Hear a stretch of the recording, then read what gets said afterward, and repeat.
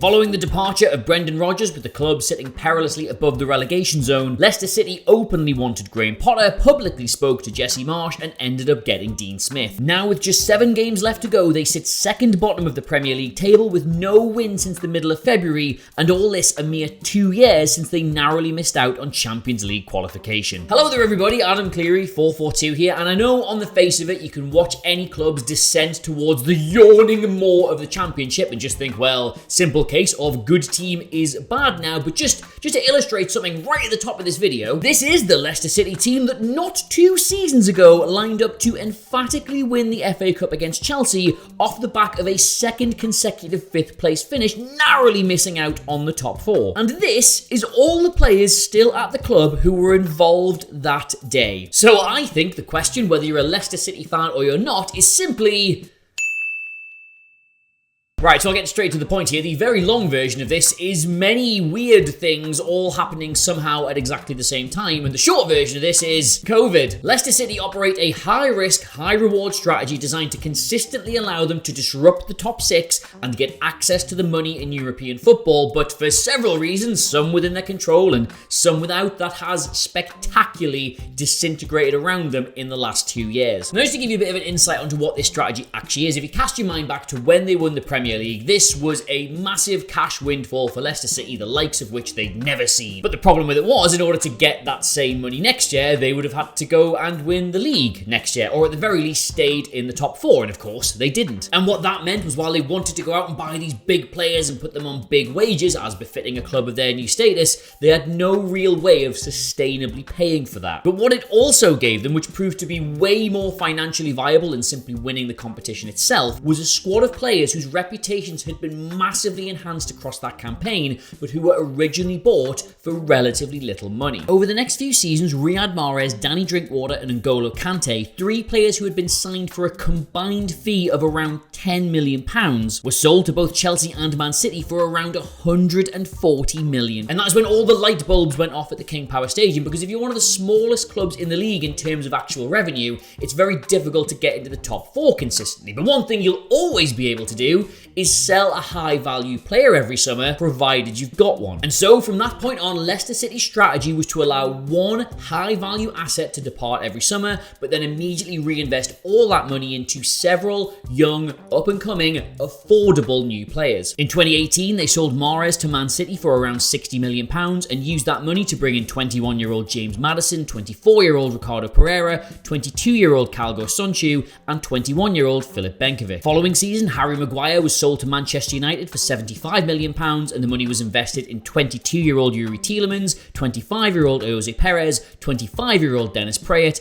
and 21-year-old James Justin. Following year, Ben Chilwell departed to Chelsea for £45 million, and in came 19-year-old Wesley Fofana and 24-year-old Timothy Castagne. This was the Leicester City way, and for a time, it was good. And Brendan Rodgers was absolutely key to all of this, by the way. Like, they went out and got him at great expense, I might add, because he's a manager with such a clear and defined tactical ideology, which would mean, from a recruitment perspective, that whether you are the furthest flung scout or the nerdiest data analyst, you know exactly the kind of player you're looking for to go into his squad, reducing the chance of one of these young and up-and-coming players being a flop. And again, that was the Leicester City way, and for a time, it was good. They ended the 2020-2021 season looking every bit the serious contenders to be a consistent force in the top 6 of English football, and then COVID happened. Now, the pandemic affected every single football team, not just in this country, but across the world. Those at the very top with the £1 million turnovers, and those at the very bottom who were entire volunteer-led. It affected everybody. But it wouldn't be an exaggeration to say it affected Leicester City probably more than any other club in the country. And the reason for that is twofold. First of all, that first transfer window immediately after COVID was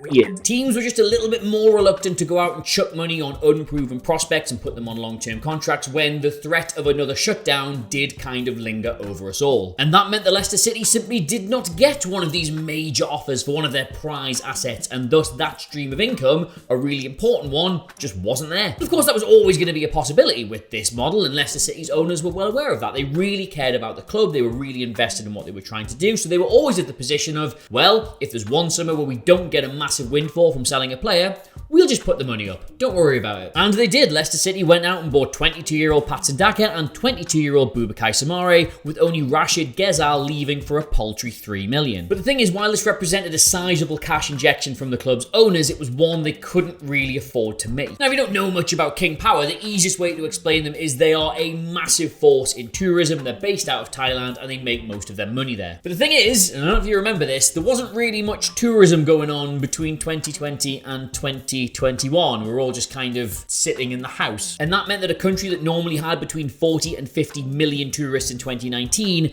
had less than 10% of that by 2021. Official records showing that their turnover fell from almost $2.5 billion before the pandemic to under $500 million during it. Just to really hammer this home, Forbes have claimed that Leicester City's chairman was worth almost $6 billion before the pandemic and is now worth less than 1/3 of that. But that's the thing, isn't it? That's why I said it's long and complicated and just weird at the start of the video, because the impact that COVID had on the Taiwanese tourism industry is not why Leicester City can't win the ball back in the final third anymore. It's several things all happening at once, and all of them probably just being fine if they were happening in isolation, but the fact they're all happening together just being absolutely catastrophic. Not having the financial bravery to now go out and get the exact kind of high-risk, high-reward, young up-and-coming players they wanted meant that Rodgers got more influence in the scouting department. He asked for a few ready-made types a bit nearer their 30s. They went and got like Bertrand, they went and got Vestergaard, and that obviously annoyed a lot of people at the club because that's not what they're supposed to be about. That's not what all their hard work is for. And then of course they were both complete flops at the club, which annoyed the players that they replaced and massively dulled Rodgers' mystique within the dressing room. And then all of a sudden you've got a backroom staff who aren't particularly happy. You've got a few first teamers who've been dropped for players who haven't worked. They're not happy. You've got a couple of big stars who came here on the expectation that a big offer from a big club would materialise, and it just isn't. And all of a sudden, that's a bad dressing room. Rodgers then started relying more and more on players who he felt would actually listen to him rather than players who were necessarily the best fit for his system, and as a result,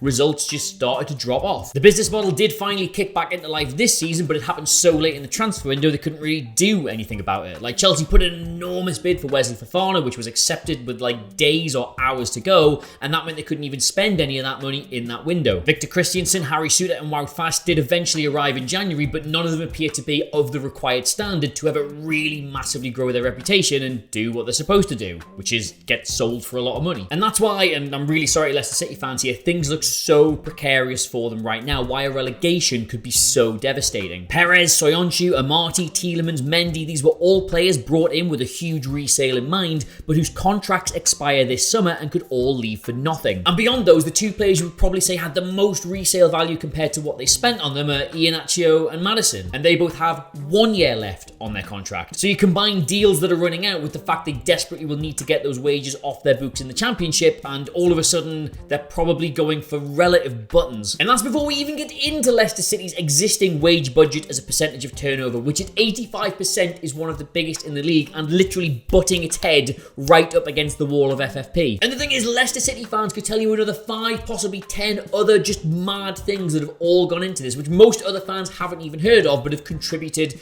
to what a mess it is. There was the changes at the training ground, which apparently got rid of the sense of community and made everything really weird. There was them wrangling with Southampton for that new head of recruitment, meant they were devoid of direction in that department for the better part of 6 months. All things that in isolation are not really a problem, but for Leicester have all happened within the space of 18 months. So what the happened to Leicester City? Well, just everything, everywhere, all at once. But the thing is, they're only 2 points off safety and they've still got loads of the teams around them to come to the King Power. And if you watch those last 25 minutes against Manchester City, you will know there is still life in this team, yet they could improbably pull themselves out of it. It's just, Christ, where do they go from here, even if they do? But anyway, Leicester fans and non-Leicester fans alike, please, my God, what an absolute mess. Please get it in the comments below. Of course, don't forget to like, share, and subscribe. But until such a time as we know the fate of the dear Foxes, I've been Adam Cleary, and I will see you soon.